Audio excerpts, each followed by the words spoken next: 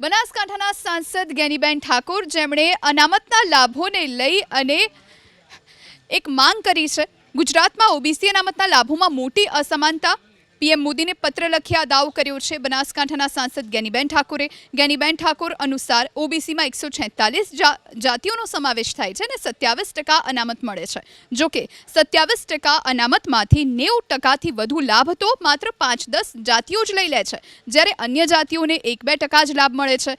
જ્ઞાનીબેન ઠાકોરે માંગ કરી કે ઓબીસીને મળતા 27% અનામતમાંથી છેલ્લા 20 વર્ષમાં કઈ જાતિને કેટલો લાભ મળ્યો તેનો સર્વે કરી ઓબીસી અનામતને 2 ભાગમાં વહેંચવામાં આવે। જે જાતિઓને લાભ નથી મળ્યો તેને 27માંથી 20% અનામતનો લાભ આપવામાં આવે।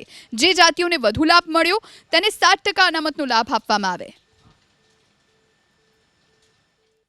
હવે ગુજરાતની અંદર 146 જ્ઞાતિઓનો ઓબીસી સમાજ, એસસી સમાજને અલગ બજેટ મળે એમાં અમને વાંધો નથી, મળવું જોઈએ। એસટી સમાજને 14% બજેટ મળે એમાં અમને વાંધો નથી, એમને મળવું જોઈએ। પણ બક્ષીપંચ સમાજ એ ગુજરાતની અંદર 54%થી પણ વધારે વસ્તી ધરાવતો એ બક્ષીપંચ સમાજ છે।